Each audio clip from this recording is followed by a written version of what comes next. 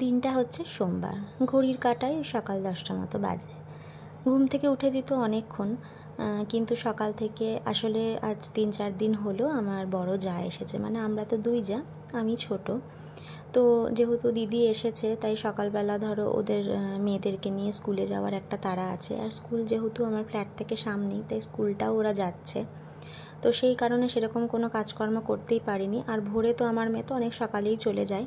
তো ও যাওয়ার পরে তারপরে 1 ঘন্টা শুয়েছিলাম, মানে 7:30 অবধি। তারপর থেকেই বাসি কাজ টাজ সব করে নিয়েছি। আর সকালে সবাই মিলে বসে একসাথে চা খাওয়া, ওই গল্প করতে করতেও অনেকটা দেরি হয়ে গেছে। দিয়ে ছোটো মেয়েটাকে নিয়ে দিদি চলে গেছে স্কুলে একদিকে, আর বড় মেয়েটাকে আমি গিয়ে দিয়ে এসেছিলাম।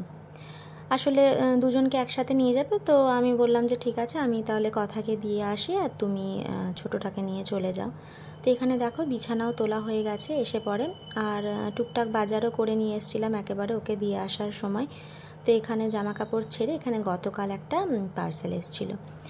পার্সেল বলতে একটা পর্দা অর্ডার করেছিলাম। ওই যে সাদা পর্দাটার ভিডিও তোমাদের সাথে অলরেডি আগে শেয়ার করেছি। তো সেটার সাথেই ভেবেছিলাম যে কন্ট্রাস্ট করে একটা কিছু লাগাবো, কারণ দুটো সাদার পাশাপাশি মাঝখানে যদি একটা কিছু দিই তো একটু অন্যরকম ভালো লাগবে দেখতে, কালার কন্ট্রাস্ট করে। তো সেই কারণেই এটা অর্ডার করেছিলাম। প্রথমে ভেবেছিলাম যে সামনেই তো এবারে পুজো, ঘর ঝাড়াঝাড়ি করবো, তারপরেই পর্দাটা টাঙাবো। তো আমার না নতুন জিনিস এলে পরে কতক্ষণে সেটা ইউজ করব, মানে সেই জন্য আমার খুব তাড়াহুড়া লেগে যায়। মানে যে কোনো নিজের ড্রেস বলো বা ঘরের কোনো জিনিস বলো, মানে আমি রেখে দিতে পারি না। তো ভাবলাম যে আমি তো দুর্গাপুজোয় এমনিতেও থাকি না, শ্বশুর বাড়ি চলে যাই, তো তাহলে টাঙিয়েই দিই। যখন ঘর ঝাড়বো আবার এটা খুলে রেখে দেবো, দিয়ে আবার পরিষ্কার করে আবার টাঙিয়ে দেবো। তো আজ তো হচ্ছে শ্রাবণ মাসের সোমবার, আর আমি 3টে সোমবার জল ঢেলেছিলাম, কিন্তু মানে 4 নম্বরটা আর ঢালা হলো না আমার। তো সেই কারণে ভাবলাম 3টে সোমবার যখন নিরামিষ খেয়েছি, তাহলে 4 নম্বরটাও কেন খাবো না। তো ওই জন্য আজকে নিরামিষই করব মুগের ডাল আর ধোকার ডালনা। আর বাচ্চাগুলোর জন্য একটা করে ডিম সেদ্ধ করে দেবো। আসলে কি হয় বলো তো, একা ঘরে মেয়ে নিয়ে যখন থাকি সেরকমভাবে নিরামিষ কোনো পদ আমি রান্না করতেই পারি না। আর আমার নিরামিষ আইটেমে ধোকার ডালনা বলো, ছানার ডালনা বা মোচার ঘন্ট, এগুলো খেতে খুব ভালো লাগে।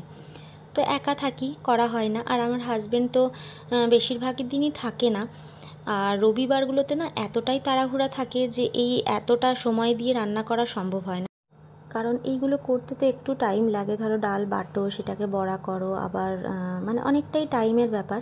আর রবিবারগুলো মাছ মাংসটাই নর্মালি হয়, নিরামিষ তো সেইভাবে হয় না। তো ভাবলাম যখন যা আছেই, তাহলে আজকে ধোকার ডালনাই করি, কারণ ধোকার ডালনা আমার একটা খুব ফেভারিট আইটেম বলতে পারো। তো এখানে দেখো ধোকাটা তো আমি তো সব কিছু দিয়ে পরে ভেজে নিয়েছিলাম হালকা। আর এবারে পিস পিস করে কেটে নেব। ধোকা না আমি যতবারই ট্রাই করেছি আমার কি হয় বলো তো, ভেঙে যায়। যদি তোমরা কেউ জানো যে এটা মানে ভাঙবে না এরকম কিছু দিলে পরে, তো আমাকে অবশ্যই কমেন্টে জানিও। মানে ভেঙে যায় বলতে সব ভাঙে না, কিন্তু ওই কাটার সময় আমি পুরো গোটা গোটা পিস করে ওঠাতে পারি না। কিন্তু খেতে ভালো হয়, এমন নয় যে খেতে ভালো হয় না। তো এখানে ওইগুলো একদিকে রেখে দিয়েছি ভাজবো, আর এইদিকে দেখো আমি মশলাটা রেডি করে নেব। গোটা জিরে তেজপাতা ফোড়ন দিয়েছি, আর ডুমডুমো করে আলু কেটে নিয়েছিলাম, সেই আলুগুলোকেই ভেজে নেব। আর আগে থেকেই আদা জিরে কাঁচা লঙ্কার একটা পেস্ট বানিয়ে রেখেছিলাম। তার সাথে তো জিরে গুঁড়ো, ধনে গুঁড়ো, কাশ্মীরি লঙ্কার গুঁড়ো, তারপরে গরম মশলা, আর নামাবার আগে তো একটু ঘি দেবই। তো এইটাই হবে আজকের রান্না, আর সেরকম কিছুই করব না। কারণ প্রতিদিনই মোটামুটি এখন যেহেতু দিদিরা এসেছে, আর আমার জায়ের বড় মেয়েটা বাইরের খাবার খেতে এত পছন্দ করে।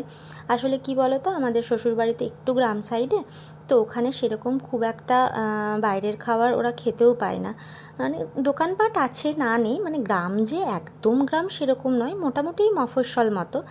তো সেখানে সব কিছু সবসময় পাওয়া যায় না। আর এখানে যখনই আসে তখনই আমার ফ্ল্যাটের সামনে একটা মোমোর দোকান আছে, যেটা বিখ্যাত, মানে হ্যাংলা হাট।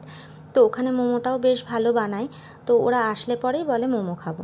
তো প্রায় দিনই সন্ধেবেলার দিকে বাইরের খাওয়া দাওয়া হচ্ছেই, তো ওই জন্য একটু সিম্পল রান্নাই ভালো। আর যেহেতু সোমবার, তাই মাংস টাংস আর কিছুই আনিনি। আগামীকাল মানে মঙ্গলবার ভেবেছি ওকে একটু বিরিয়ানি বানিয়ে দেবো।